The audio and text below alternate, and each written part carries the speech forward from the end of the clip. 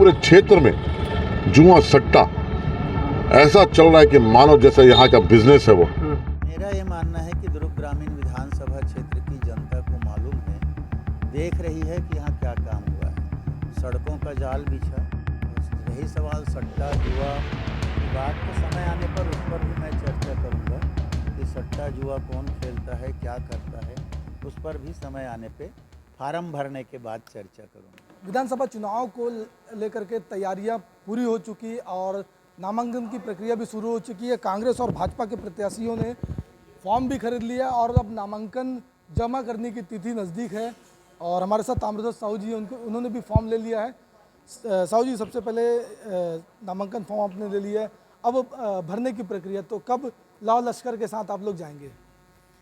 लाव लश्कर तो नहीं कहता, पर सामान्य रूप से अपने सभी साथियों के साथ, पदाधिकारियों के साथ, ग्रामीण हमारे साथी हैं, सबको मिल करके 27 तारीख को हम लोग फार्म भरेंगे, 1-2 सेट, और 1-2 सेट 30 तारीख को सामूहिक रूप से जब माननीय मुख्यमंत्री जी अपना नामांकन करेंगे, उसके साथ पूरे विधायक प्रत्याशी यहाँ के एक साथ 30 को फिर से करेंगे। प्रियंका जी के भी आने की खबर चल रही है कि 30 तारीख को वो दुर्ग में आ सकती है, तो अगर वो आती है तो कितना मनोबल कांग्रेस कार्यकर्ताओं को बढ़ेगा और किस रूप में इस चुनाव में असर पड़ेगा? आदरणीय प्रियंका जी का आने का दुर्ग का भी पूर्ण रूप से फाइनल नहीं हुआ है, लेकिन अगर दुर्ग आती हैं तो बहुत अच्छी बात है। यहाँ के हमारे 6 विधानसभा हैं और आसपास के भी, जैसे बेमेतरा जिला, नांदगांव जिला, इस ढंग से आसपास के सभी में ज़बरदस्त असर पड़ेगा। कार्यकर्ताओं का मनोबल भी ऊंचा होगा, उत्साह भी बढ़ेगा और उसका मतों में परिवर्तन भी काफ़ी होगा, तो उससे सभी कांग्रेस प्रत्याशियों को काफ़ी फायदा होगा। मोदी जी के भी आने की चर्चाएं चल रही है, संभावना जताई जा रही है कि 30 तारीख को वो भी आ सकते हैं, तो उनके आने से क्या लगता है, कहीं ना कहीं जो कांग्रेस का रथ है 75 पार का नारा है, उसमें कितना असर पड़ेगा?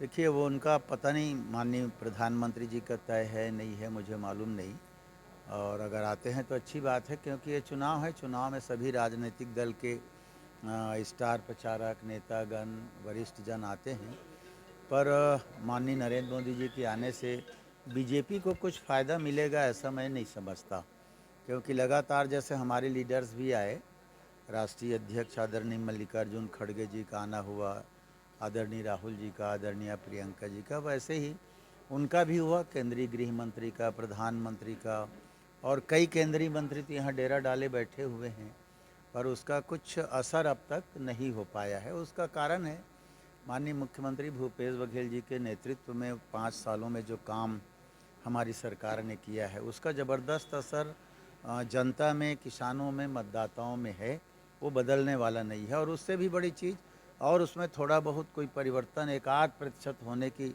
संभावना भी रही हो, वो भी अभी माननीय मुख्यमंत्री जी लगातार घोषणा जो कर रहे हैं, जैसे अभी फिर से किसान के कर्जा माफ, तो मास्टर स्ट्रोक मानेंगे इसको? बिल्कुल मास्टर स्ट्रोक है, सबसे बड़ा है।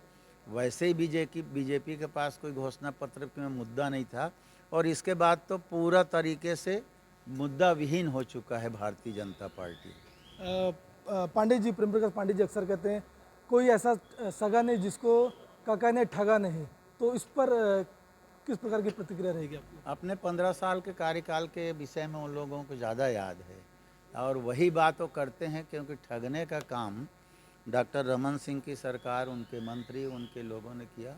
बड़ा उदाहरण 10, 20, 50 लाइन या 50-100 भ्रष्टाचार की बात न करके एक ही लाइन, वो सारे चीज़ को खुद मुख्यमंत्री, तत्कालीन मुख्यमंत्री रमन सिंह जी स्वीकार कर चुके हैं।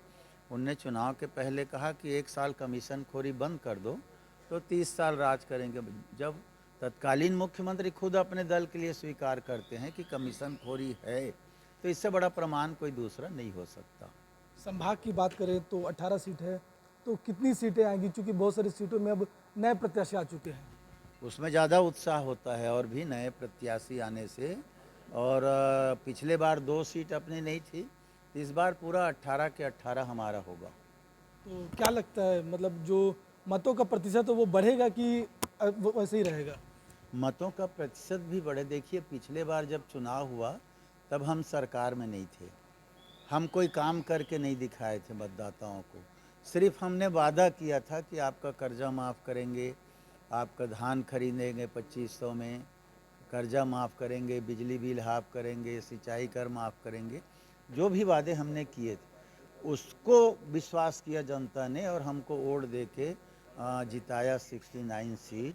अब तो हमने करके दिखाया है, तो इसलिए मतों का अंतर भी बढ़ेगा और सीट भी बढ़ेगा। ललित चंद्राकर लगातार ग्रामीण विधानसभा का दौरा भी कर रहे हैं और मीडिया से मुखातिब होते हुए कह रहे हैं कि 5 साल में कोई ऐसा विशेष कार्य नहीं हुआ जिस पर जो मंत्री है वो दावा करते हैं कि बहुत अच्छा काम है, नशाखोरी बढ़ गया है और जो जुआ है, सट्टा, इस प्रकार की गतिविधियां लगातार बढ़ते ही जा रही है। देखिए, इस विषय में कुछ कहना नहीं चाहूँगा क्योंकि वो एक राष्ट्रीय दल का प्रत्याशी है। क्या उनको बोलना है, क्या सोचना है, वो जाने। पर मेरा ये मानना है कि दुर्ग ग्रामीण विधानसभा क्षेत्र की जनता को मालूम है, देख रही है कि यहाँ क्या काम हुआ है। सड़कों का जाल बिछा, सभी देख रहे हैं। और मेरा मानना है ललित चंद्राकर जी भी उसी सड़क से चल के जाते होंगे दुर्ग ग्रामीण में, हवा में तैर के नहीं जाते होंगे। जितने स्कूल खुले, जितने कॉलेज खुले, जितने अस्पताल खुले, सारे चीज़, जितने सामाजिक भवनों का निर्माण हुआ, बिजली के सब स्टेशनों का निर्माण हुआ, सारी चीज़ों की जानकारी जनता को है कि जिस गांव में काम हुआ है उस गांव की जनता तो देख रही है। जो सड़क में चल रहे हैं तो उसको तो जनता देख रही है। तो मुझे ज़्यादा इस विषय पे कुछ नहीं कहना है।